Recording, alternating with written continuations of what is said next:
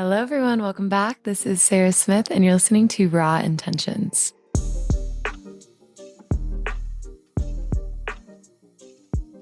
And we are back. I'm so stoked for this episode and for the conversations that y'all are about to hear. We've got two very special guests on today telling a really incredible story. But before we get into that, I will give you all my little elevator pitch just in case this is your first time listening. Plus, I love talking about myself. My name is Sarah Smith. Like I said in the intro, Sarah with an H, Smith with A-Y. I'm from Madison, Alabama, and currently living in Breckenridge, Colorado. I am 30 years old, went to Auburn, and studied rehab and disability studies and Spanish. I was going to do bilingual occupational therapy. Of course, nothing ever goes to plan. And on a whim, started making handmade jewelry my senior year because I was incredibly broke and my waitressing job at Texas Roadhouse wasn't paying my non-existent bills. I was making it for my friends, for my family, for my coworkers. And what started as just a little side hustle out of my college bedroom turned into a full-time job, brand, baby, all the things, and still my full-time job to this day. Hint, hint, I never went to grad school or did literally anything that I planned. My company then and now is called Raw and Rebellious. It's at raw_rebellious on Instagram. Definitely give us a follow if you don't already. And it's transformed over the last 8-9 years. You know, we started with handmade jewelry and now we don't do jewelry at all anymore. We do clothing, we do hats, we have a whole ski collection now. We do prints, we do shoes, we do all kinds of accessories and fun little trinkets, as well as custom apparel. We have pop-ups, meetups, retreats. I do influencing, YouTube, podcasting, literally anything you can imagine. And it's been so much fun growing over the years and seeing it take a life of its own. And definitely my favorite part of owning this brand is our community. I mean, they're everything. And the reason that we are still here today, I spend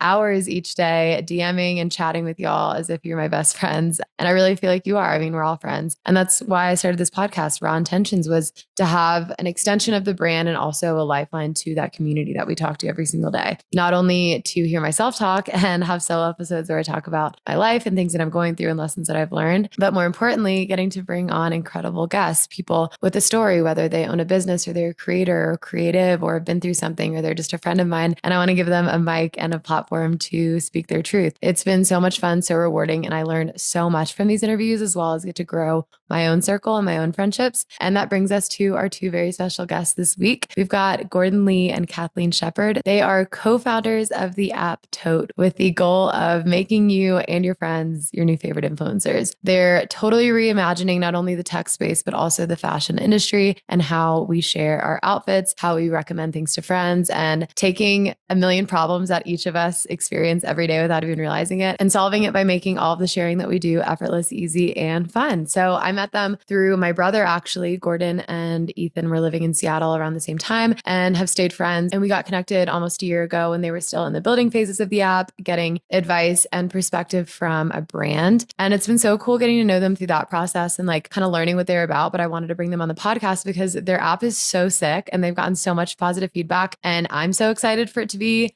in the ether so that I can start using it because it really does solve so many problems and I think is going to incentivize people from the influencer space, content creator space, regular people that have no following at all, brands, everyone. Everyone is going to want to be on this app. It is so cool. And hearing their story, I got chills like 5 times while we were recording. They love what they do. They're so passionate about it and their why definitely shows through in these conversations. So everyone will love this episode, whether you are a blooming entrepreneur, you want to start your own business, you want to start your own app, you're within the fashion industry, or you just need some motivation today. You are going to love this episode. So take some notes, enjoy the episode. And without further ado, let's welcome Gordon and Kat to Raw Intentions podcast. Let's get started. And before we dive into the episode, I would love for each of y'all to tell the audience a little bit about you, your little elevator pitch, and just some background. I can go first. I'm Kat. But you want to go first? No, I'll let you go first because Oh, I think you said I want to go first. I'm Kat. I am one of the co-founders of Tote, and I met Gordon about a year and a half ago at this point, but we've been building for a year together. But before that, we had very separate and different lives. I started a sustainable swimwear brand out of college, and I ran it for 3.5, 4-ish years. I started it with a Kickstarter, bootstrapped the whole thing, and it definitely was very scrappy, but I learned a ton. And if we take a step back further from that, I went to Babson College, which is very centered around entrepreneurship and kind of like innovation in whatever space you go into. So that's what inspired me to do what I'm doing now. But I was on the ski team in school, and ultimately, one of my ski team friends is how I met Gordon. So it all kind of links back together. But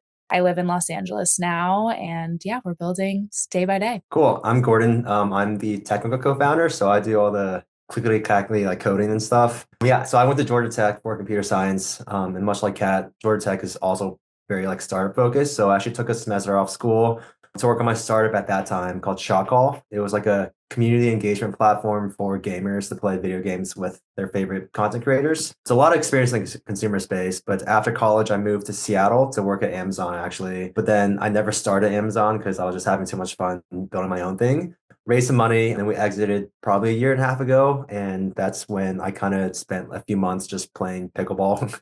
And then I met Kat through one of our mutual friends, Lexi. And at the time, we were both building different products, but it's kind of solving the same problem. So then we were like, I was looking for a business co-founder and she was looking for a technical co-founder. So it made sense to come together.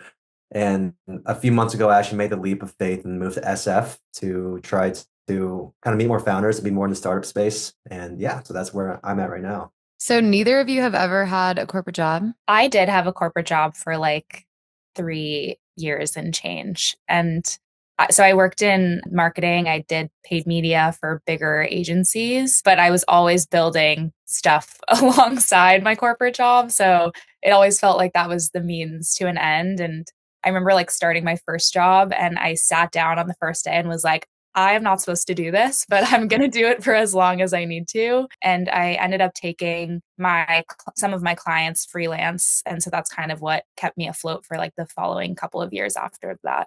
And now Tote is full time. Yeah. I intern at Amazon, so if that counts as corporate, that's pretty much my corporate experience. I interned at like Home Depot and ADP and Amazon during college. But yeah, after college, I just pretty much decided to do my own thing. And it's been, a lot of ups and downs, but ultimately I'm super happy with my decision.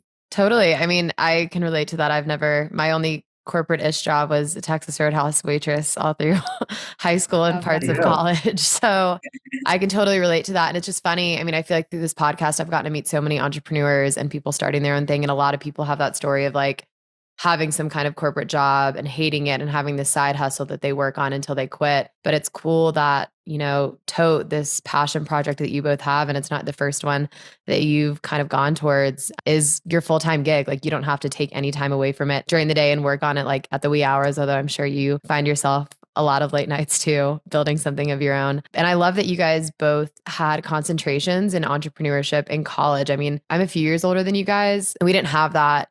That was still such an evolving space and it was not as normal and common as it is now. So I love that you had that foundation in school versus going at it as blindly as, some people do when they study something completely different. So do you feel like for both of you where you're at now, what you learned in school helped shape and like give you the confidence kind of to do it full time? I feel like we're going to have really different answers to this, but I think it was more of the mindset and like the undertone of what the classes were centered around versus like the actual curriculum for me. Towson's still a very traditional business school. It's basically getting your MBA across 4 years in college instead. But I think no matter what class you were taking, whether it was like accounting or finance or whatever, there always was the sense of like, okay, how can you push the envelope and like, how can you think a little bit more in like an innovative mindset versus like a corporate structure mindset. So all of my corporate friends, like, I mean, most of my friends are working corporate jobs, but they joke that like we're everyone's favorite corporate hire because we're not thinking like a corporate structure. Like you're thinking like an entrepreneur, but in that corporate environment. So it was less like the tactical stuff that helped me. And it was more just like being surrounded by that and kind of like knowing that that was an option after graduation versus like, I don't know, I feel like some people kind of stumble upon it 10 years or 15 years into their career versus like, I knew for 4 years that I would do something that was not necessarily like the traditional path. I just didn't know what it was going to be until probably my senior year-ish. So yeah, I think my answer is pretty similar, actually. I don't think I actually learned all that much in my classes that I'm kind of applying right now just because CS is so broad. Like honestly, what I'm doing now is different than what I was doing even for my first startup. But yeah, it was just kind of like the being around other really, really driven students. And Georgia Tech is like super diverse too. So I had like my friends in my classes, I had my friends in Greek life. So like it's just meeting so many new people we're all doing different things, which is kind of something that you do in startups too. Like you're talking to so many different people, and that's what kind of prepared me for it. Yeah, I can kind of relate to that too with like college being more about the experience, like the life experiences and like social experiences than me learning anything tangible because I was studying something completely different. And yeah, when you're in the startup space, you end up just like meeting people or you have a friend of a friend, kind of like Lexi that, connected you guys of like, well, I know this person is kind of in a similar space as you. So I'm going to like connect you guys. And you just end up having these like really powerful conversations or partnerships that you stumble upon just from like growing your network and meeting people, which has been a really cool thing for me too with having this podcast and getting to have conversations. And I would love to, before we move on and talk more about Tote, which is a fabulous app that is kind of how we got connected because Gordon knows my brother. But I would love for y'all to each talk a little bit about the experiences that you've had so far in the startups. You touched on the sustainable swimwear brand and the software apps or company that you started, Gordon. And so maybe like the takeaways or lessons that you're bringing into your next project? Yeah, I think for me, it was half learning about like running and operating a business, but the other half was really like the actual learnings from the people that I was talking to, if that makes sense. So like a big part of what Tote is centered around customer problems and brand owner problems. And I kind of saw both sides of the spectrum there. So for those, I'll call it 4 years. It's like a rough timeline because I was working on stuff on the tail end. But I think the most applicable takeaways from my brand were the things that I learned from my customers and like the issues that I was experiencing reaching them.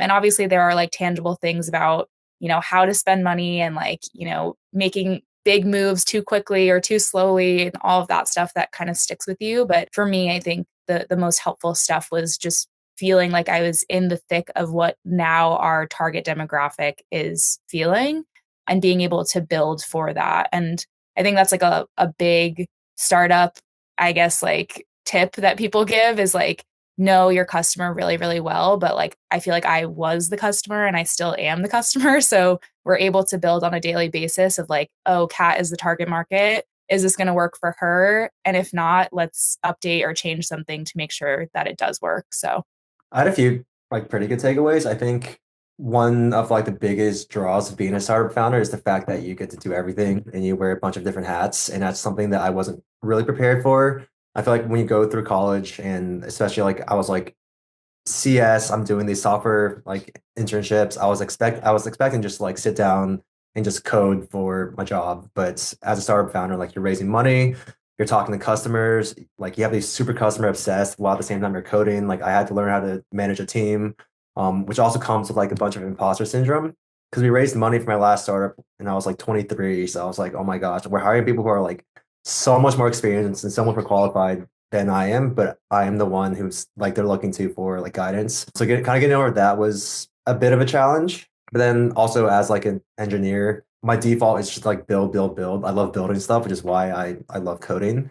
But sometimes when you're working on your own thing, it's easy to get into the trap of just building stuff and not really realizing like what you're building, which goes to like what Kat was saying about being like customer obsessed and making sure like what you're not just building stuff to build stuff, but you're building stuff that people want. So working with Kat's awesome because she is our target demographic. So sometimes I could just call her and be like, hey, I had this idea. What do you think? And she's like, no, this is super stupid.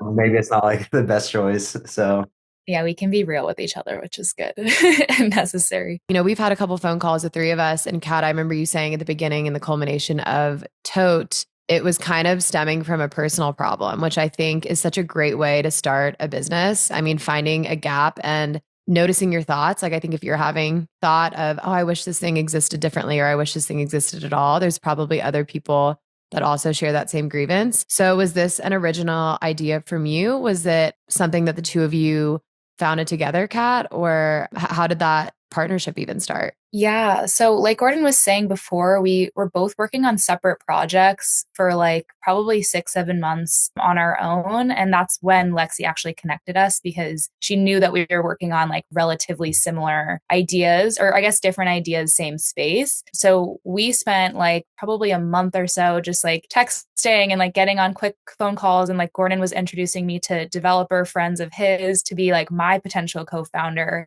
So it was just this kind of weird back and forth where we didn't really realize that we were doing something similar and we were just trying to help each other out for an interim period. And again, what I was starting before was mix of a personal problem and then validating that with a bunch of my customers. So I was able to think about this like, hey, I want this thing to exist. And for me, it was a better way to shop and to have more information when you're making a purchase decision so that it's not just like buying something, trying it on and returning it. And so I was actually able to use my customer base for my brand as a bunch of market research. So for probably like, I mean, I say 6 to 7 months, but it really was like 5, 6, 7 months even before that, that I was talking to my customers and setting up focus groups to see if this was even something that people wanted to solve. So how that manifested for me initially was a virtual try on. And again, similar problem of like, we want the customer that's shopping online to have more information before they make their purchase. And I'll let Gordon share what he was working on too. But I think it kind of morphed into like, okay, we're taking elements of what I was building and elements of what he was building into one new idea. So, and I mean, I don't know if we should talk about this, but we had a third co-founder from the beginning that Gordon was actually working with for a while. Unfortunately, for personal circumstances, he couldn't continue on with us. But I think it also stemmed from like a mix of his background and your background while you guys were building that previous product. So it's a hodgepodge. And I know a lot of people think that there's like one aha moment or like a click that you're like, yes, I'm going to go and do this thing. But my reality was that it was over a year of iterating on different variations of an idea before landing on the idea that we're now working on. And I know that's the case for a lot of people too. So, yeah. And I think I was just going to note, I love that point of not being too attached and married to like your original idea, because sometimes if you do, and I think having that market research and paying attention to that customer base that you did have, listening to customers and allowing yourself to slightly pivot to something even better will lead you to be more successful, whether you're starting a business or you already have a business and you are maybe on the wrong track, but you have your head so far up your own ass that you're not able to kind of like look around and see that, hey, maybe this isn't working. Cause I've totally been there. I mean, I've had my business for like 8, 9 years though, and the refusal to change will kind of crush what you're doing. So I love that advice for anyone listening, you know, the ability to maybe you don't have the wrong idea. Maybe you just need to tweak it a little bit and ask people. yeah. And that was like definitely a big learning for me is if I was stuck on that first idea, I could have so easily ignored a ton of customer conversations where they're like, this is cool, but I don't know if I would use this. And like, I know a lot of people might hear like oh, wait, this is so awesome. And like take that encouragement and run with it. But like, I took a second to be like, okay, they're saying it's cool, but that they can't see themselves using it on a daily or weekly or monthly basis. So I leaned into that side of things, which in the past, I mean, I learned so much of this in my brand, but I would hear the positive part and kind of run with that and ignore the parts that I didn't want to hear. So if we're going back to like what I learned from like the previous business, it was that it's like, you know, one voice can be like a positive encouragement, but that doesn't necessarily cover the voice of like the masses or like who your whole demographic is. So listening closely to that was really important. Yeah, I think from some of my mentors told me this is my first startup is it's like love the problem, not the solution. Mhm. So like you can be solving a problem one way, but it might not be the best way. So even if like you're never gonna really start unless you're really, really lucky with your startup, you're never gonna like end with the product that you started with just because people evolve, times evolve. Like even when honestly in the past year, just with AI, it's like opened up so many doors that we didn't think were possible, but now are possible. So yeah, stuff's going to change so quickly that you just need to make sure like you're solving a problem and you're not like stuck to the solution that you started with. I love that. And Gordon, tell me a little bit more about those first conversations with Kat and like what you were kind of working on separately and how you were able to come to the conclusion that, oh wait, maybe we should work together. So my first startup also kind of pivoted. We ended up building more of like a community platform. And I kind of took some of those learnings and started what it was called Parrot. The idea was we were trying to build like a social like loyalty program for brands, but you can think of it like instead of like Delta Airlines, instead of earning miles by flying Delta Airlines, you would earn points for like Lululemon by liking their Instagram posts, posting about Lululemon. And you can use those points to kind of like keep being a better brand ambassador pretty much. But the problem we're trying to solve was like the brand communication with and engagement with their direct consumers, and trying to reach their direct consumers. But then I realized like the best way to reach the direct consumers is through the consumers' friends and community and stuff. And I kind of had like a mini aha moment, which was I went to a coffee shop to work because of a recommendation from a friend that I found through this app called Belly, which is like a restaurant kind of review list platform. And I realized that like it's a really powerful way to, get people to learn more about brands and products is through friends. And just like I learned about restaurants through Belly, I was like, I want to take that community platform and apply it towards products and brands. And then when I talked to Kat, it was all about community engagement and figuring out how like get consumers to talk to consumers and get consumers to talk to brands. And we realized that we're both solving a similar issue just in different ways. And so we put our heads together, and that's kind of how Tote spawned. Ah, Yeah, so and I mean, beautiful. my journey with finding a technical co-founder was like not easy also. So like when the opportunity came up, it wasn't even like forced. It wasn't like we were like interviewing each other. It was just that we were like, wait, this actually is a really good fit. And obviously we had a trial period where we were just seeing if we even, synced well together and had good conversations and could kind of like get through those early stages. But I think we always say this, but half of startup is like the serendipity of things. And so I know Gordon was looking for a co-founder, a female co-founder, like someone who related more to the demographic. So again, the timing could not have been better, but Yeah. Oh, I mean, it's all serendipitous. Like everything. You think about all the little things that lead to you creating what you're doing. And it kind of seems impossible that you've gotten this far already. But no, Toad is such a sick app. I'm so excited for you guys. And I would love for you to give the audience a little overview of what Toad is. So it's a social shopping platform, and we're allowing users to put community and friends at the center of their style journey. So the idea is that you're going to be able to digitize and organize your wardrobe, write reviews of the things you actually own, and be able to share that with friends and like minded shoppers. So, again, what Gordon was saying is we wanted to create a space where people could send that quick recommendation to a friend without digging through links or like going back into your email to try to find the brand that you shop for, like checking tags, that sort of thing. And I think, again, vetting the problem over a long period of time. This was happening in our friend groups, in our group chats, and kind of like both in real life and digitally. But like, I'm sure you've had this issue where like you're going to a wedding with a bunch of friends, or like you're going on a weekend trip away or something, and everyone's texting like, what is everyone wearing? But like that's getting muddled into like, okay, where are we eating for the weekend? And like, here's the Airbnb link and all of those other details. So to have a space where it's just centered around style and fashion and whatever people are packing and wearing is something that we just like wanted to solve for. We're finally getting to that point now, but it was cool to see that like, even though we have very different friend groups and like we live in different cities and everything, that was a very common experience. And as we started to have conversations with our now users, hearing that not only was that an issue, but that people were trying to solve for it. Like they were creating notes in their phone of like lists of brands they've shopped from in the last year. And they have like little emojis next to the brand name of like, I buy dresses from here, I buy t-shirts from here. And some people, as far as like creating full Excel spreadsheet like databases for themselves, which just feels like a lot of lift. And so the solution is something that people are already trying to do themselves, but it's just really complicated and pretty antisocial. So not only are we trying to ease the lift off of the user for like building those databases, but we also are trying to put friends and community at the center of it to give. That's like one thing we talk about a lot is human to human interaction is never going to go away, but how can we leverage the current tech ecosystem to, take those data points and make them even better? And like one of our like slogans, I guess, kind of is your friends are your favorite influencers. I feel like there's been a shift in like kind of the interest into like micro influencers, people who are like very niche and like into the hobbies you're into.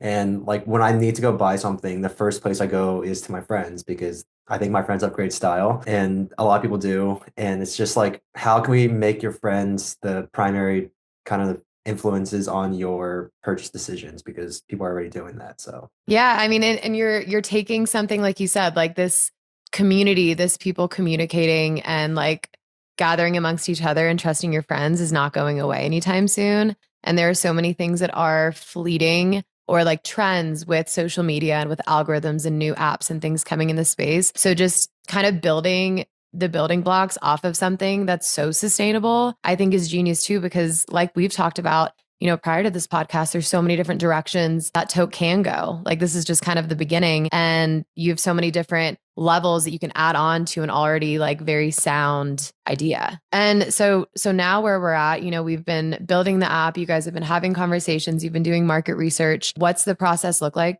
as far as time and where are you guys at currently? Yeah. So it's been about almost exactly a year since we started working together, which it feels like 10. It's crazy. But at the same time, it feels like it went by in a blink. So we now are in the App Store and we have kind of like our first working version of the app in there. We're building our user base, but we have a ton of really cool things in the pipeline, which I will let Gordon talk about. But in terms of timelines and everything, I mean, we spent the majority of 2024 in those, 7, 8 months together doing a ton of the groundwork. And now that we've gotten over that hump of like, not only just the research and like the user conversations, we also were setting the technical foundation for everything. And now that we've kind of like gotten past that phase, things are just moving really fast. Over the past year, we've like really been setting the foundation for everything. But now that we have that, we're moving really quickly. Like even in the past 2, 3 weeks, we've made some crazy big changes that we honestly didn't think were possible or were going to be possible at this time. But I'll let Gordon share more about like what's in the roadmap. yeah, I spent so much time like building this whole roadmap of like this is the different quarters, these are the months, these are the phases, and like the stuff that we thought we'd have by like the end of summer, we're like pushing in the next couple weeks.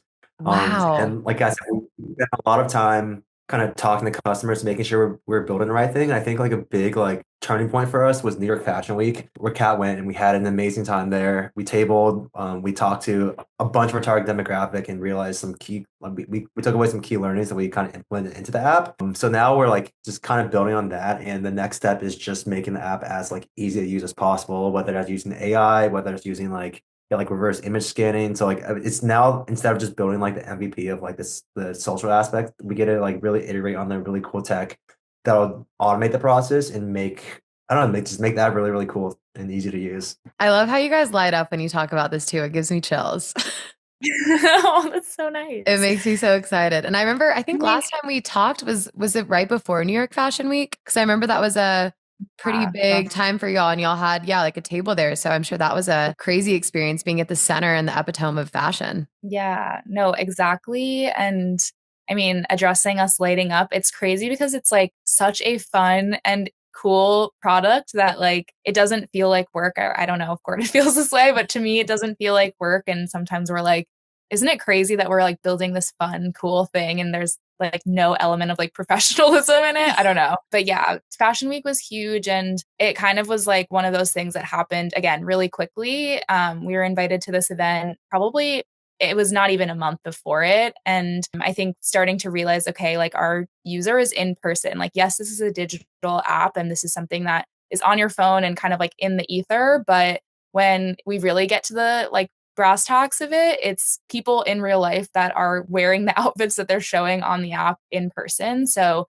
kind of going to the center of that was really important for us. And I know in that phase, we were so excited about everything we were pushing. And then we get there and people were so excited about what we were pushing and like what we were talking about. But there was also like the element of like, okay, we're not there yet. And we are so excited about the changes we could make. And people were so excited about the changes we were going to make. But hearing at the ground level of like, I can't wait till you do this for me. And like they were talking to us like as if like we were serving them, which was obviously the goal. So that was like the first real point of like, these are strangers. They like, and some of them had heard of us like before, whether it was like on TikTok or something, which was really cool to see. But them being like, okay, this is great and all, but like when you start doing this for me, then I will be your ride or die. So that kind of was like the first kick in the butt for us to be like, okay, we have the table stakes. Now it's time to build off of that. So we did that. And then I think it was like, I mean, again, not even a month later that we went to South by Southwest, a similar situation where we made a ton of changes in between both events and got back into that space in person, different market, different individuals, but like we're continuing to hear like, wait, I can't wait till you can do XYZ. So now what the crazy part is like, not even a month later from that, we've made a ton of those changes and we're ready to push those changes to market. And it finally feels like all of the things that we were talking about as like a future state of like, we can't wait till the app looks like this. It's actually going to look like that in like the next 2-3 weeks or like a month. So Wow. it again feels like a long time coming, but I think it feels like way shorter than we realize. And like what Gordon was saying, some of these things we were telling our users in person, oh yeah, like by end of summer or like end of this year, like we're hoping to have blah, blah, blah. And now a lot of that stuff is being put into the works right now. So really excited about that progress. But I think that kind of like Kickstarter into hearing that feedback was what changed the trajectory for us in a huge way. So we're really excited about all of that. It is like a big dream of mine. It's just because I love building. So I always tell Kat, I'm like, okay, now I'm done coding new features and we're just gonna like ride. And every time I say that, I'm like, nope, we got this to build. And this.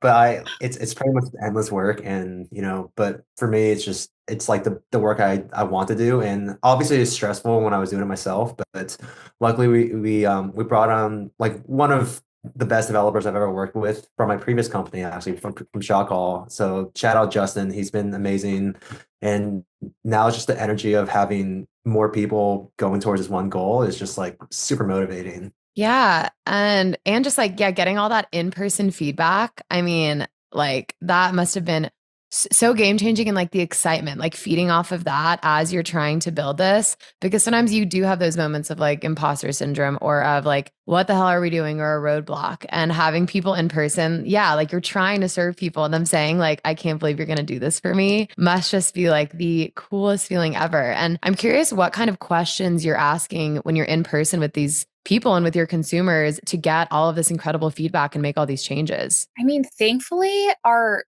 questioning is like not that deep. Like it's really just getting people to log in and like start using it. And that was like the biggest points of feedback was me just kind of like hovering over people's shoulders as they were logging in and kind of, adding their first outfit and seeing how they actually like naturally used it.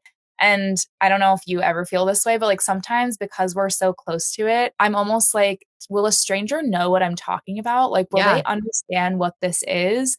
And the fact that we could just like say our one liner or like a quick blurb and people are like, oh, wait, it's like Cher's Closet from Clueless, but like with your friends. And I'm like, wait, yeah, that's literally exactly what the inspiration was. Okay, you got it. So it was a lot of that. And then I think one thing that's been really helpful, and I don't know if this is like based off of this specific community, but like the fashion tech space is popping off right now. And so people are really interested in being like good user feedback points, if that makes sense. Like they want to be involved in the space with like maybe no personal gain on the other side other than getting the product that works for them. So that's been really helpful in terms of like, we don't have to like poke and prod as much as I've had to do in the past.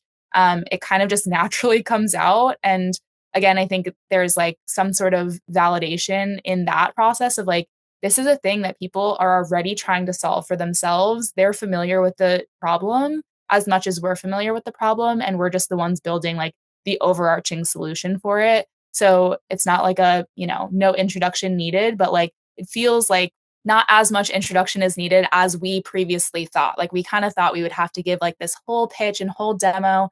And it turns into something where it's like, okay, I get it. But like, again, what are you going to do for me? I want this to be able to do X, Y, and Z.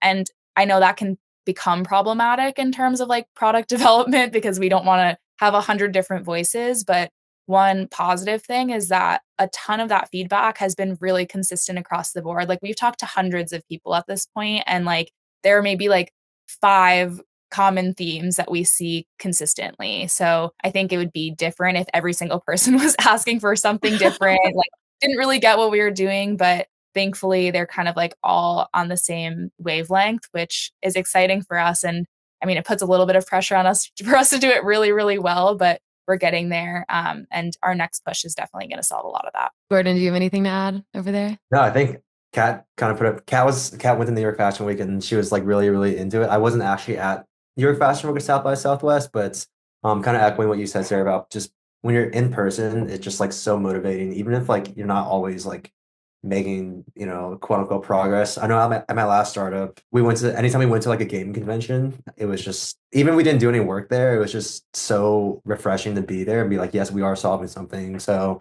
I told Kat I was excited for her to go to New York Fashion Week because it's just like when you're in this space, it's just such a different energy. So it is. And to your point, like progress and success, like all of that looks different to everyone and none of it is linear at all. So, going in this like upwards diagonal slope doesn't necessarily, that's not how things are made. And that's not like the natural progression of things. So to your point, I mean, even if the app wasn't existing yet, you guys were getting invaluable information and you touched on 5 things or, very common themes. Was there any like major changes that you guys made due to the like reoccurring feedback that you got from both of these events that like kind of changed Tote? yeah, I think for me at least, just as an engineer, for like, I feel like design's important to me, but my general thoughts usually like, doesn't matter how good something looks if no one's going to use it. Um, Mm, Talking to the target demographic at Fashion Week, it actually kind of flipped a little bit for me, where it's like, no, people in the fashion space are so like aesthetic and they love design that it's almost like they won't use something if it doesn't look good. So we were able to take those learnings and really change kind of like my like. I think someone said my app that I made was just so it looks so boilerplate. I'm like it kind of Someone was is. someone was like, I can 100% tell an engineer built this. And I was like, oh no. They were like, it looks like the old Facebook, but in a good way. And we're like, okay, time to redesign. It's time to do something different here. that is so Redesign. true though. I mean, aesthetics are everything, especially with, people being on their phone. I mean, there's ways you can like change your homepage and your widgets to make them the colors and everything that Exactly. you want. So when you're dealing with fashion, that's really important feedback. But to your point, that's probably not how your brain works. Like you're more focused on just getting the damn thing to work. Yeah, like if people use it and they and then they say the design sucks, then I'll change it. But in this case, it was like people just they loved the idea. It's just it didn't speak to them in the way that, especially for Gen Z with the social apps and everything, it needs to be fun, different, and it's just something we didn't prioritize at first. But luckily, because we didn't prioritize it at first, the tech worked really like pretty well. Mhm. So the design was more of just like I got to sit down and just like spend 2 weeks nonstop just making it look good. So Yeah. And we are working with some awesome people now, designers and developers. So like these changes are, again, it's like moving quickly now that we have that foundation. So I Hmm. wouldn't have switched it where like it looked really good at our first 2 events and it didn't work. I'm glad that it functioned the way it did and people could get an understanding of like what the actual core of everything was. And now it's like, okay, let's attract people and like make them want to stick around. So Yeah. And you mentioned earlier TikTok that some people that as you were meeting them have like seen you guys or have heard of y'all before. Have y'all been using socials to advertise? And have you had any luck with that thus far? yeah. So we actually like didn't put a huge focus on TikTok until the beginning of this year. But in December-ish time period, I was like, this is a lot. Like this is a whole other world that needs to be managed on its own. So I went to TikTok to try to hire someone and it ended up doing really well. And we got a ton of engagement and a ton of actual like inbound people that were applying for the job. So I ultimately found our social media manager through that. And she has been so awesome since. But I think going back to the target demographic, we're trying to meet them where they are and like organic social is it. So like pouring as much as we can into that for as long as possible is definitely a huge priority for us. But our traction has been slow and steady, but like again, it's like the type of thing where when you're in it, I'm like, okay, like more, we need more views, we need more engagement. But then slowly over the past 2, 3 months, we've been told by strangers that they knew what we were doing before we ever met them, Or like at the South by event, I was like, hey, like, let's get you downloaded and whatever. And people were like, oh, I already have your app. Like I posted this morning already. So starting to see Wow. that, like, again, it's not big. It's like a handful of people, but like slowly seeing that, it's like, okay, it's working. And telling we have 2 social hires on a weekly basis being like, guys, it's working. Like these people I've never met these people. I don't even know the people that they know. And they're telling people about it. It's slow and steady, but I think because it's the nature of our platform, like friends and community is at the center of what we're building. So naturally, that's what our marketing is going to reflect. But it's really cool to see like the power of that. And like, again, I always joke that like, oh, we're getting, you get 1,000 views, but I'm like, if 1,000 people were in a room hearing about what we were doing, that's a ton of people. So just kind of like speaking to our audience and trying to give them real value and like understand what we're doing, but like giving them something back is our biggest priority right now. Yeah. I mean, and you said it, like, that's the nature of your brand. It's like, if I'm using the app, I'm going to force all my friends to get on it so that we can all use it together, because that's the whole point. You want to get recs from your friends and you want to share stuff with your friends. So what a genius, almost like accidental marketing tactic that just happens naturally for the user. Exactly. Yeah. And that's like what we're trying to foster. And a ton of these new features will help that a lot. So yeah, we're excited for this next phase to get a little bit of like the virality within our own app, not like social virality, but like getting that to start spinning is going to be really cool. And how big is your team now? You've got quite a few people helping you. Yeah, we're now 8, but we have some social help. We have a developer, a designer, and then some interns. So yeah, it's weird because everyone's kind of scrappy and piecemeal right now, but it's cool because everyone's doing their own thing to like keep themselves afloat to help Tote. And we're finding that like this is the core of our founding team, or we hope so, is that they're willing to sacrifice, maybe it's like their time or whatever in this interim phase to like make the dream work. And obviously that is like a huge thing to have hit for us, is people who care about the vision equally with us. And that's definitely really hard to find. So we're excited about that. And a lot of these hires and changes have been in the last month and a half. So it feels very new, but it's exciting. And with an app, because I don't know anything about this space, how do you, in the learning phases now, and then when it's fully launched and in use, how are you guys like monetizing off of that? Yeah, we currently are not monetizing. I think our current priority is kind of like making sure we're building something that people want and that works. But obviously, there are a few different ways that we plan on monetizing in our business model. Most of it is going to be more on the brand side of things. So, making sure that brands have, clear access to not just like their direct consumers, but also their consumers' friends and closest circles and communities. But yeah, so right now we're kind of just in the phase of making sure that the base app is solving a problem in the right way. And with the brand stuff, because that's how we've kind of gotten connected in all the phone calls that we've had. And you've talked a lot on this call and in the past about just like the importance of feedback. And I love how open you guys are and how much you go out of your way in these learning phases. Like, again, we touched on this at the beginning, but anyone listening, like, this is so vital and so crucial. And I think will lead to so much more success is how open you guys are and like all the questions that you're asking and the time that you're taking to have conversations. So I'm curious, for the brands, because you've talked a lot about the consumer side, what can brands look forward to when joining with Tote and when working with you guys? Oh yeah, I was just going to say, I think our biggest goal is to be able to be a post-purchase touch point for brands. So what that means is that a lot of the time, and we've talked about this, Sarah, is once someone makes a purchase, there's a chance that they follow you on social and that they will see your stuff and new drops and everything. But a lot of that communication touch point disappears. Like you might be on an email list and you might get like a newsletter or like some sort of order update, but there isn't really like that, okay, I've purchased this product. Here's what I thought about it. And here's how I would come back into the sales funnel. And how I always like give the example is it's like, as a brand, you're building up that purchase from zero to like them actually checking out. But like once they make that purchase, unless they, are really active on social media, which like a lot of people are not, it kind of goes back to zero. So we're kind of hoping to build that bridge. And once that person checks out, you're creating some sort of value with them.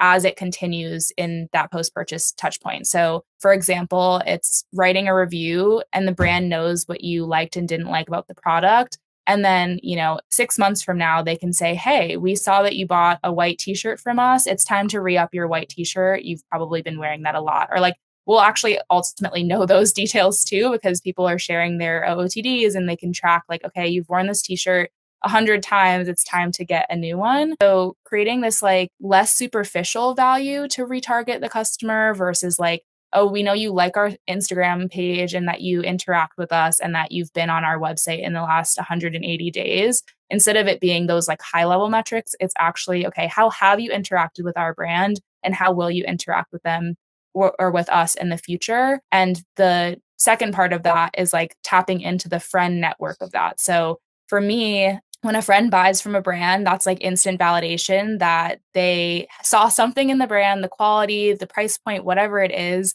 to make that purchase. So it's almost like you're one step ahead in that like 0 to checkout scale. So being able to reach those customers and say, oh, hey, like this person's friend posted about this sweatshirt and now that person wishlisted it or liked it or had some sort of engagement or interaction with it. Now the brand has access to those people as well. And like, I guess the final tier is being able to compare to similar brands, which I know like there is a ton of competitor research and like seeing what, ads people are running and things like that. But there isn't really that apples to apples of like, hey, these people have purchased from this brand. This brand has been ranked similarly to your brand. Now let's market directly to them. And I think the biggest piece for us is that we want to create a value-driven marketing strategy for the brand versus like pushing product or pushing like the same, drop or promotional. It's more of, okay, we know you as a shopper now. Here is what we can give you, whether it's a discount on your first order because we know that you've already saved this one shirt, or like it's, again, you're re-upping. So here's like some sort of offer there.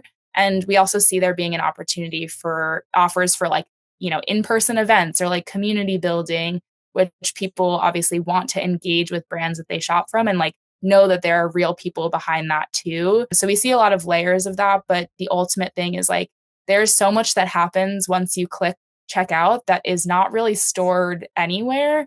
And we're hoping to be that touch point. Yeah, I think Kat said a lot of it there, but the one thing I'll say is like one thing we tell brands is we want to turn your consumers into your community and make consumers feel like they're part of your brand and not just a purchaser of your brand. Yeah. And I mean, from all the conversations that we've had, it sounds like a dream for a brand. I can definitely speak to that. So I'm very excited selfishly for everything to be up and running and to chat more with you guys about that. Do you notice, and maybe this is why you're focusing more on like the micro influencer and like your friends being your favorite influencers, are y'all noticing a fatigue in other apps or people kind of getting tired of like this unattainable person that they're following or getting influenced by? Yeah, I think that, there's like that greater de-influencing movement, but like similar to what we were saying before about friend connections and like that kind of like recommendation cycle is never going to go away, the human element. From like an influence standpoint, that's also never going to go away. So I know a lot of people are like, influencer is dying and whatever. It's not that influencer is dying. People will always want a figurehead or like someone to be the representation of their brand, but how they see that person and how they interact with that person is changing, or in our opinion, it's changing. So instead of it being like, one giant influencer that promotes the same product to a million people, we're seeing like the more niche creators being able to reach their more niche subset, and like that being what brands want to interact with, if that makes sense. So from our app perspective, it's not that we're anti-influencer. Like we do see this as being like an additional affiliate platform for them as well. But we see it as being a more authentic and like smaller community way to reach a following versus like, hey, everyone, like here is the dress you need for summer. And then you walk out into the street. I live in Venice. So like literally it's like carbon copies of people everywhere. It's like literally that, and being like, oh, I thought it was so unique getting this dress because I saw it on social media. And then there's 1,000 people that have the same one. And going back to like, this is a digital app, but people are wearing stuff in real life. It kind of makes it feel like, okay, on TikTok or like on Instagram, you're seeing this and you're like by yourself in your house being like, oh, that's so cute.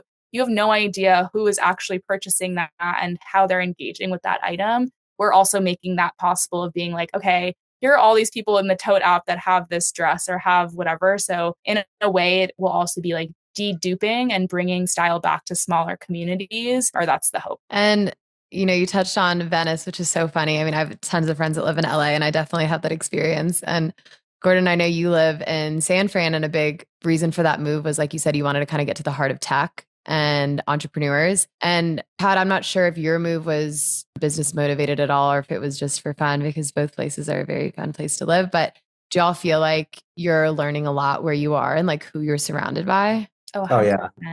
Yeah. I think, I first moved to Seattle. I'm obviously for Amazon, but my co-founder at the time, he also lived where he moved to Seattle for Amazon as well. So we actually lived together. So the element of like kind of loneliness wasn't there because I had him to work with. And, I was just out of college and like ready to explore a new city and everything. But I definitely found starting this next startup, it was when I was just by myself in Seattle. I think the Seattle is such a great tech scene. Like it's amazing, but I think the startup scene isn't quite as built out as obviously San Francisco. So I wanted to surround myself with kind of that motivation. So now I'm living with 6 of my friends who also moved from Seattle. They're founders. 2 of them work for startups. A couple work for Google. But I think the energy of just everyone's always kind of grinding and not in a bad way where like work dominates you. Just like after dinner at like last night, almost every single night, we'll just sit in the common area and kind of just have laptop time, talk about our days, talk about trends we've seen in tech space. So I haven't been in San Francisco that long. I've been here for about 3 months, and honestly, most of Tahoe, because I have a ski lease in Tahoe. So I've honestly been in Tahoe most of the time. But the time that I had been in SF, it's just like you can like tangibly feel the different energy, and that's kind of like what I draw on. I'm a big people person. So if people around me have energy, I have energy. Yeah, I moved out. It was half fun, but I also was running a swimwear brand at the time, and I lived in Boston / like New England. So it just didn't align for that business. So that was, I've been here 5.5 years. So it's been a minute. But when I came out here, same thing where it's like tangibly you can feel a difference in the culture, what people care about, and how people structure their life. And I'm a big work-life balance girl. So LA is definitely that, which is awesome. But moving into Tote, there's a huge fashion tech specific scene here. A ton of the companies that you've probably heard of are based here or like have some affiliation to LA. And that has helped a ton because, again, going to events, it's not just like a sea of tech bros. It's like people that are,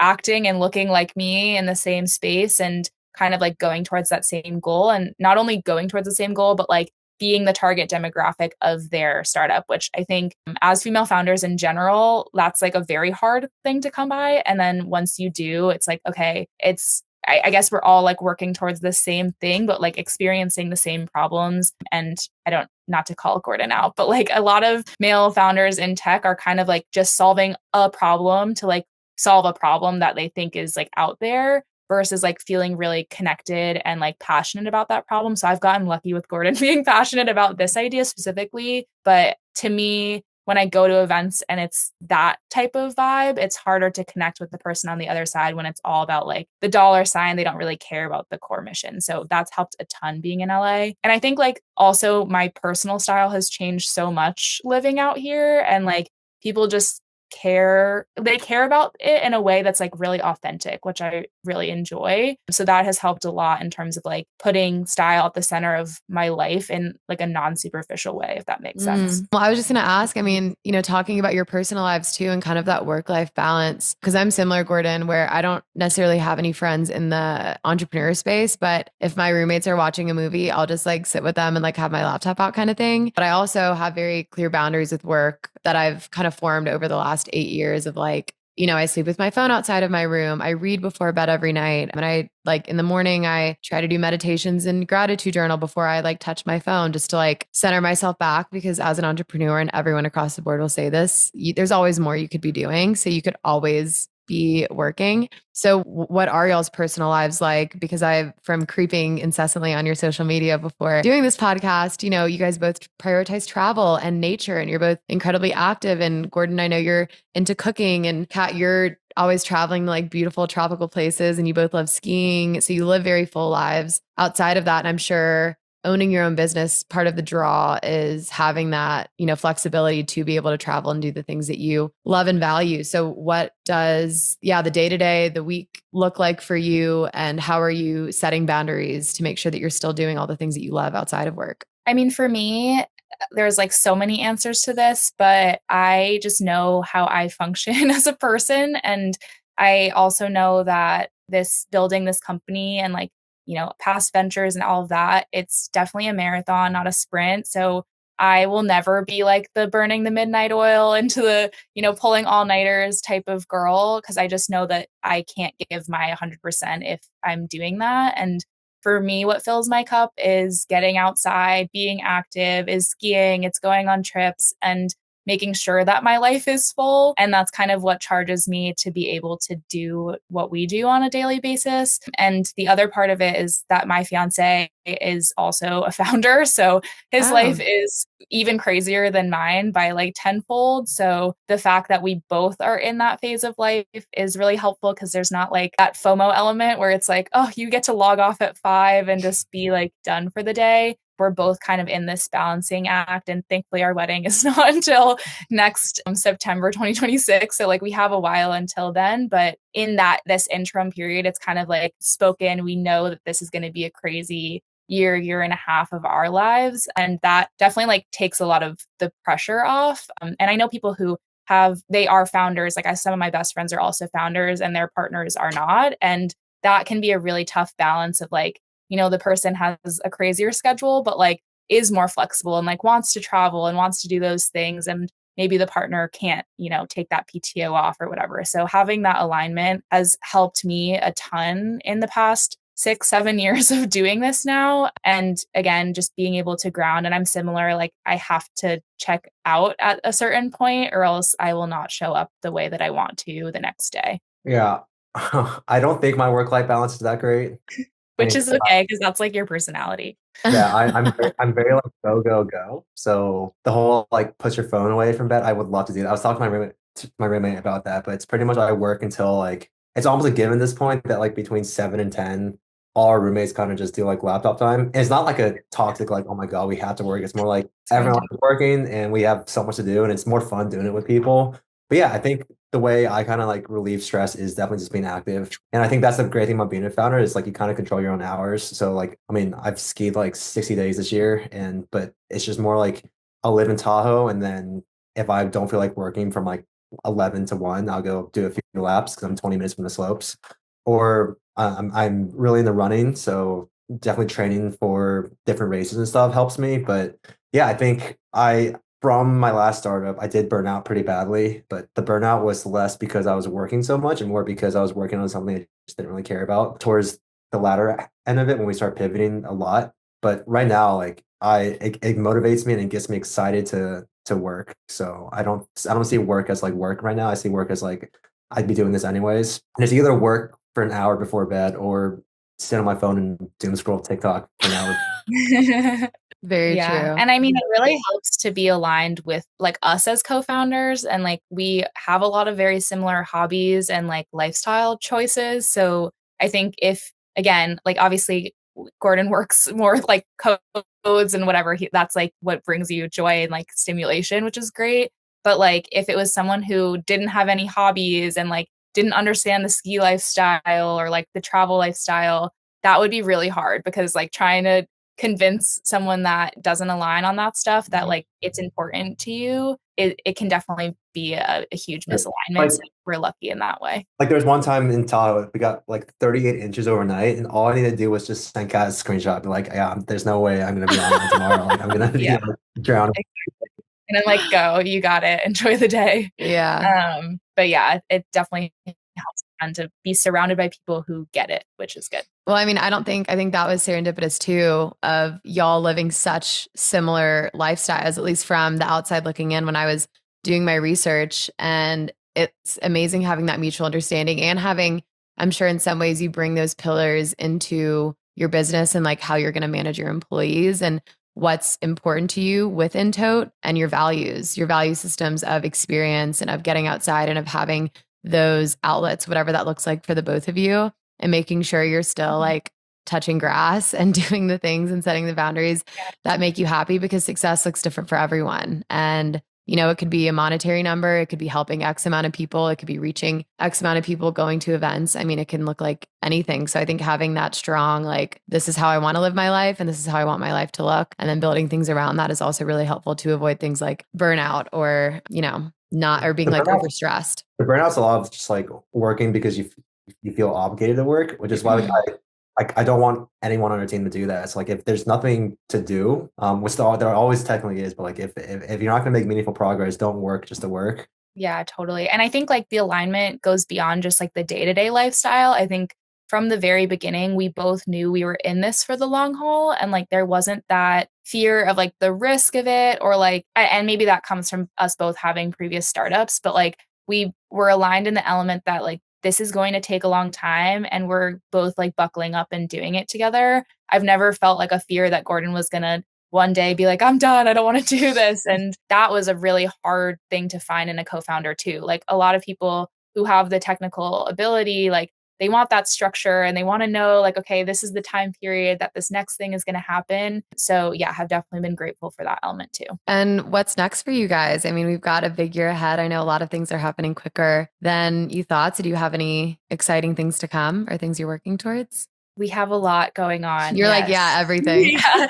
I think like we were talking about before, we're just transitioning out of like that foundational phase into this more like growth exploratory phase. And once we push this next set of features, which is really centered around automation and like ease of use for the user, then we're really going to hit the ground running with growth. And we're finally going to have, and I say finally, like it's been such a short period of time, but like to us, it's like, every day, but we're finally going to have these features that are kind of like those like quick, oh my gosh, I can't wait to download and do this thing.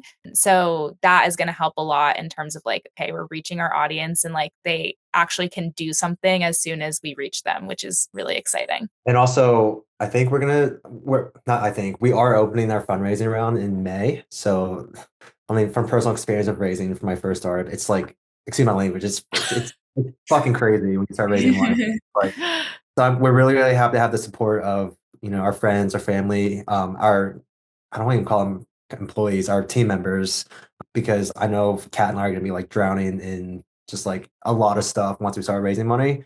Yeah. And also Kat and I have only ever met in person one time, which was like 2 weeks ago, because she came to San Francisco on our way up to Napa. So I think once we kind of get more into, and it was just amazing to work in person. Like it's working in person is just a whole different energy and level of like productivity. So I think we're going to try to start going to each other, since we're only like an hour flight from each other, a little bit more. So I'm excited for that too. Yeah, we're saying to our team, it kind of is starting to feel real. Like, not that it wasn't real before, but we have people that are like relying on us in some way and like, again, see the vision. So we're excited to do like more in-person stuff with like our whole team as well, and just kind of like keep chugging along, but in more of a legit way, if that makes sense. Yeah. Oh, well, I'm so excited for you guys. Like, I'm not kidding. Multiple times I've gotten chills hearing you guys talk about this, seeing you guys light up and the progress and the feedback that you've gotten. And I mean, we're going to keep having conversations, on how we can work together, which I'm really excited about. So let everyone know where they can find both of you personally and also your app, and we'll make everyone download it. Yeah, you can download Tote in the App Store. It's just Tote Shopping with Friends. It should come up if you just type Tote in now, because we've got some good SEO. And then I'm on TikTok and Instagram. I just started a founder account, so it's going to be much more behind the scenes of like what we're actually building on a regular basis. And my full name is Kathleen Shepard, but it's, I think, Kat Shepard 1 is the account name, and then Kat Shep on Instagram. My Instagram is just Gordon Wiley, just my first name, middle initial, and last name. Yeah. And I think I'm super stoked. I told Kat this all the time, but I'm really, really excited to have her as a co-founder. I would not do this without Kat. I would have done something else. So it's something I haven't really felt in a while for like the founding space. So I'm super excited. Yeah, the feeling's mutual. Well, thank you guys so much for coming on the podcast. Of course, And thank you we so much. will, Thank you for having us. This was so fun. yeah, of course. Sorry for all the technical difficulties Yeah, and the firefighters interrupting our podcast, but at least we kept it interesting. But yeah, everyone go check them out, check out the app, and lots more exciting things to come. And I'm sure, as I always say, if anyone has any questions or comments from the episode and you want to reach out to Kat or Gordon individually, I'm sure you guys are always open to feedback, to DMs, all the things, as am I. So definitely reach out if you have any questions or want to learn more about the app. And that's all we got. So we will chat with y'all next week and have a fabulous weekend. All right, guys. And that is a wrap on this week's episode. Thank you guys so much for listening. Definitely check out their app. It is so sick and I can't wait to see everything that they do with it. And I'm just so happy that we were able to have them on. If you're new here, I'd love for you to stick around. We've got new episodes every single Thursday, anywhere you get your podcast. You can subscribe to us on all the things. We are on YouTube now, Apple, Spotify, literally everywhere. We're following you everywhere. We cannot be tamed. And if you love us as much as we love you, I would love if you would leave us a little like, rating, or review just as we continue to grow our audience. You can follow us on Instagram at Raw Intentions Podcast. If you ever want to chat about something from the podcast or give me ideas for things to talk about on future podcasts, I'm always all ears and love hearing from you guys. And that's all I have for y'all this week. So thank you so much. Have a fabulous weekend, and I will talk to y'all next Thursday. See ya.